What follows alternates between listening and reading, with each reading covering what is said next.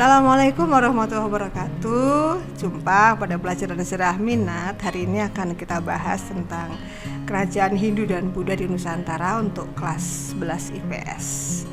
Kompetensi dasar yang akan kita angkat adalah kompetensi yang pertama, yaitu menganalisa kerajaan-kerajaan maritim Indonesia pada masa Hindu dan Buddha dalam sistem pemerintahan, sosial, ekonomi, dan kebudayaan, serta pengaruhnya dalam kehidupan masyarakat Indonesia pada masa kini.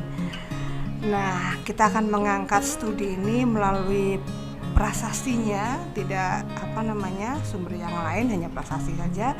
Di sini Bu Mungti ditemani oleh Kak Sabrina. Halo kelas 11.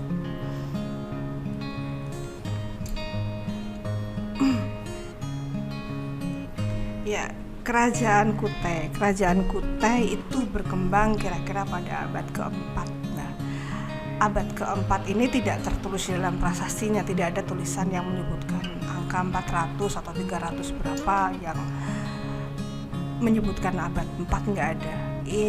Studi tentang abad 4 ini diambil dari jenis tulisan yang digunakan untuk prasasti di Kutai ini sejaman dengan tulisan yang sama di India, dan ternyata tulisan yang sejaman itu berkembang di India pada abad keempat, seperti itu ya. Lanjut. Nah, ini peta akan kita hitung mundur, nanti kita angkat peta, kita lihat dulu di sini. Kutai ini ada di Kalimantan Timur sebelah sini ya. Yang akan kita bahas ini. Sekarang ya, ternyata kalau kita melihat peta yang tadi kita lihat posisi Kutai di Kalimantan Timur, wilayah tersebut tidak berada pada jalur niaga antara India dengan Cina. Kita cek ya, kita cek. Nah, ini India, ini Cina. Jalur niaganya adalah ini, selatan lewat Selat Malaka ke utara sampai Cina. Sedangkan tadi Kutainya kan ada di sini ya, Kalimantan Timur, Timur. Tidak melewati. Nah, sehingga posisi selat yang ada di sini, ini selat yang dimungkinkan tidak berada di jalur niaga antara India dan Cina. Gitu. Itulah mengapa sumber sejarah di Kutai ini sama sekali tidak ada berita Cinanya di luar. Iya, di luar jalur niaganya. Soalnya Cina itu kalau mendatangi suatu kawasan dia akan menulis.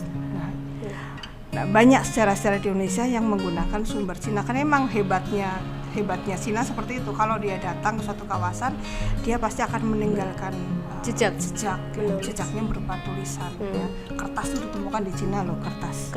Iya. Nah, kenapa kok India dengan Cina ya? Karena emang itu hubungan niaga paling kuno itu India, Cina, kemudian daerah-daerah di sebelah timur ya, Afrika Selatan dan sebagainya. Sedangkan di Indonesia maksudnya Selat Malaka ini kemudian ke utara. Nah, di sini itu berada di luar jalur niaga India, Cina. Jalur niaga. Ya, ini ada di sini Kutai. Jalur niaganya kan ini ke utara. Nggak lewat sama sekali. Sehingga kalau toh mungkin di sini ada sumber maupun ada peninggalan, ya mungkin hanya sesaat saja. Sementara. Hanya sesaat. Maka kita ulangi lagi, tidak berada di jalur niaga antara India dan Cina. Maka sumber sejarahnya hanya prasasti yang jumlahnya ada 4. Yupa itu kayak menhir gitu, batu tegak gitu. Batu tegak tulisannya menggunakan huruf Pallava dengan bahasa Sanskerta. Itu menunjukkan penghinduan. Ya, Indonesia. Semua yang berbahasa Sanskerta itulah Hindu, karena para Brahmana lah yang berhak menulis dan berbahasa Sanskerta. Ya. Tidak terdapat berita Cina, tidak terdapat. Kenapa nggak ada berita Cinanya? Kan di luar perhatian Cina. Di luar perhatian jadi Cina. Nggak bisa ada berita Cina. Walaupun di sini ditemukan 2 jenis arca Buddha, baik di Sulawesi Selatan maupun di Kota Bangun Kutai, artinya di wilayah-wilayah di luar zona jalur perniagaan ada ditemukan. Ada. Nah, tapi kan bisa jadi itu tidak berkembang lebih luas karena mungkin Hanya hubungan perdagangan sesaat ya, sesaat benar. saja ya, hubungan sesaat gitu. Nah, dari fakta yang seperti ini kita bisa menyimpulkan bahwa berarti hubungan itu paling awal adalah hubungan perdagangan, niaga, ya Iya. kan. Baru kemudian nanti akan dilanjutkan dengan hubungan politik, hubungan Keagamaan, agama, hubungan budaya dan sebagainya. sosial Tapi budaya. yang pertama kita pegang dulu hubungan yang paling awal adalah hubungan Perdagangan. perdagangan. Ya. Oke, sekarang kita akan bedah YUPA 1. Nanti dari sini akan tampak politiknya bagaimana, ekonominya Agamanya bagaimana, sosialnya bagaimana gitu ya. Yuk silakan dibaca YUPA 1. Sang Maharaja Kudungga yang amat mulia mempunyai putra yang masyhur, Sang Aswawarman namanya, yang seperti Sang Ansuman, Dewa Matahari, menumbuhkan keluarga yang sangat mulia. Sang Aswawarman mempunyai putra 3, seperti api yang suci 3. Yang terkemuka dari ketiga putra itu ialah Sang Mulawarman, raja yang berperadaban baik, kuat, dan kuasa. Sang Mulawarman telah mengadakan kenduri atau selamatan yang dinamakan emas amat banyak. Buat peringatan kenduri selamatan itulah Tugu Batu ini didirikan oleh para Brahmana. Oke, ini YUPA 1 ya. Karena YUPA-nya ada 4. Ini yang Iya. pertama. Di sini kelihatan ada pembicaraan tentang politik nih. Dilihat dari pemerintahannya, dilihat dari silsilah rajanya. Ya, silsilah raja. Ada nama Kudungga, ada nama Aswawarman, ada nama Mulawarman. Menurut Sabrina nih, kalau ada Kudungga, Aswawarman, kemudian Aswawarman punya anak lagi namanya Mulawarman. Kira-kira siapa yang bikin prasasti ini? Yang paling dekat dengan raja yang paling bawah yaitu Mulawarman. Mulawarman, karena dia Mengetahui ini rajanya sangat baik. Silsilah di atasnya ya. Iya, benar. Silsilah di atasnya. Kemudian kalau yang berarti inisial yang membuat prasasti ini siapa pasti? Mulawarman. Mulawarman. Oke. Nah, sekarang kita akan melihat kenapa kok jenis namanya beda ya? Kudungga, Aswawarman, Mulawarman. Ada kesan apa ya? Hindu pada nama Warman. Nah, berarti yang Kudungga belum melewati Hindu. Kudungga belum masuk Hindu ya, Indonesia. belum melalui tahapan penghinduan, Iya. ya kan? Nah, tahapan penghinduan itu berarti dia harus melalui sebuah upacara namanya Fratyastoma. Fratyastoma. Di mana Fratyastoma dilakukan? Di Waprakeswara. Gitu. Ya. Nah, dari sini pula kita memberi kesimpulan bahwa yang mendirikan kerajaan atau yang mendirikan dinasti adalah Aswawarman. Kenapa? Karena di YUPA 1 tertulis Aswawarman yang seperti Sang Ansuman, Dewa Matahari, menumbuhkan keluarga yang sangat mulia. Menumbuhkan, berarti menumbuhkan itu kan berarti kan melahirkan, Mengawali. mengawali gitu kan. Berarti Kudungga belum raja, mungkin ini masih kepala suku, mungkin masih apa ya? Ya masih inilah lokal ya, masih Belum lokal, raja. belum ada. Juga nama Warman itu kan nama yang inisial India banget. India ya. banget, benar. Nama India Hindu. banget. Kemudian itu kan politik tadi ya. Sekarang religi tampak pada nama Brahmana. Iya, Brahmana itu Dewa. berarti Hindu ya kan? Dewa Hindu. Nah, itu berarti Hindu. Kemudian juga api yang suci, ya kan? Apa yang Kan, suci? api yang suci. Bisa jadi kan memang ada bagian-bagian dalam Hindu yang memang disucikan, ya kan?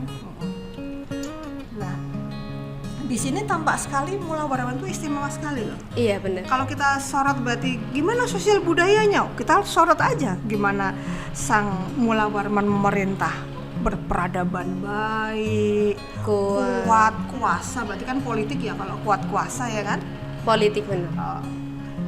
Mengadakan kenduri selamatan, berarti sosial Dermawan kemaslahatan sekali. luar biasa ya. Artinya dari satu prasasti ini kita bedah di mana politiknya, di mana ekonominya, nanti sampai prasasti yang keempat akan komplit. lanjut sekarang. Ya, silakan dibaca. Dengarkanlah oleh kamu sekalian, Brahmana yang terkemuka, dan sekalian orang baik lain-lainnya, tentang kebaikan budi Sang Mulawarman, raja besar yang sangat mulia. Kebaikan budi ini ialah berwujud sedekah banyak sekali, seolah-olah sedekah kehidupan atau semata-mata pohon kalpa yang memberi segala keinginan dengan sedekah tanah yang dihadiahkan. Berhubungan dengan semua kebaikan itulah maka tugu ini didirikan oleh para Brahmana, buah peringatan. Iya. Ini yupa yang kedua agak sama modelnya ya kan. Brahmana ya, ada sedekah ya kan. Terus juga Mulawarman raja besar luar mulia. biasa. Dari politiknya kita bisa melihat bagaimana Mulawarman, dari ekonominya kita juga bisa melihat ya kan. Dari religinya kita bisa melihat, dan kita bisa melihat di sini sedekah banyak sekali, seolah sedekah kehidupan ya, semata-mata pohon kalpa ya kan. Ini kan berarti menunjukkan seorang Mulawarman yang memang mencintai rakyatnya, yang memang memakmurkan rakyatnya. Oke. Kita akan lihat yupa yang ketiga. Tugu ini ditulis buat peringatan dua perkara yang telah disedekahkan oleh sang Raja Mulawarman, yakni segunung minyak kental dengan lampu serta malai bunga. Segunung minyak kental dengan lampu serta malai bunga. Kira-kira kalau segunung minyak kental logika kita gimana ya Sabrina? Mentega. Minyak kalau mengental kayak mentega ya? Jadi mentega. Jadi mentega. Dari susu sapi. Sapi ya. Iya. Berarti sapinya banyak dong. Iya, sapinya banyak bisa jadi. Sapinya. Dan di sana di Hindu itu kan sapi betul-betul sangat dimuliakan. Hewan suci. Ya, hewan suci dimuliakan. Ya, sangat dimuliakan sekali. Kita kalau lihat upacara-upacara Idul Adha di Islam ya kan, itu di Kudus, di Jepara itu jarang loh nyembelih, hampir mungkin nggak ada, jarang menyembelih sapi ya. Menghormati. Ini apa namanya? Toleransi, bukan mencampur adukan agama, bukan ya? Toleransi yang luar biasa di kehidupan sosial. Sampai sekarang masih dihormati seperti itu. Ya. Malai bunga, bayangan kamu cewek nih, bunga itu kan indah banget. Iya. Dia akan tumbuh. Ada syaratnya dong. Tanah yang subur. Dirawat dengan baik. Iya, biar subur gimana? Kasih pupuk, diberi air. Pupuk, ada pupuk kandang kan? Ada pupuk kandang. Dari kotoran sapi. Kalau wilayahnya nggak tenang, nggak damai, bisa nggak orang itu sempat menanam bunga? Nggak sempat sama sekali. Perang terus. Ini udah kelihatan. Jadi logika kayak gini kita bisa melihat, ini yupa 3 itu walaupun kalimatnya cuma segini kita bisa berhalusinasi, bisa berlogika, tapi kan masuk akal juga ya? Masuk akal juga gitu. Yupa yang keempat, yang terakhir, Sang Mulawarman, raja yang mulia dan terkemuka, telah memberi sedekah 20.000 ekor sapi kepada Brahmana yang seperti api, bertempat di dalam tanah yang suci bernama Waprakeswara, buat peringatan akan kebaikan budi sang raja itu. Tugu ini telah dibikin oleh para Brahmana yang datang di tempat ini. Ya, hebat enggak? Iya, sapi 20.000, peternakannya banyak banget. Ya. Tapi ini kita ngitung? Enggak lah. Ribu itu untuk melogika kalau jumlahnya. Sapi saat itu jumlahnya banyak. Kayak misalnya candi 1.000. Enggak emang dihitung batunya sampai 1.000. Enggak. Jadi ini menunjukkan luar biasa banyak. Hebat. Berarti perekonominya di bidang peternakan luar biasa. Sampai bisa ada tadi yang bunga luar biasa, peternakan luar biasa ya. Hebat banget. Mana mungkin tanahnya nggak subur ya. Mana mungkin rakyatnya tidak bahagia, tidak sejahtera, tidak makmur ya kan. Iya ya. Mulawarman luar biasa. Memang begini, di prasasti itu seorang raja itu tidak mungkin ditulis jelek. Tidak, pasti bagus. Maksudnya yang menulis itu kan di prasasti yang menulis seorang pujangga. Pujangga itu kan diperintah oleh raja tersebut untuk menulis tentang dirinya. Ya, tidak mungkin digambarkan negatif, tidak Negatif, mungkin. benar. Tapi dari bukti-bukti ini kan udah kelihatan kalau yang ditulis itu emang apa adanya. Apa adanya. Oke, diulangi lagi, yang Dua Prakeswara artinya apa tadi ya? Tempat buat peribadatan. Iya, tempat untuk menghindukan. Upasaranya kan tadi Fratyastoma. Iya, ya kan? Fratyastoma. Dan ke penghinduannya, ciri Hindunya kita bisa melihat dari Brahmana Dewa. Jadi komplit sekali. Yupa 1, 2, 3, 4 kita bedah politiknya bisa, bedah ekonominya bisa, bedah sosial budayanya bisa, bedah religinya juga bisa. Saling sambung menyambung. Gitu.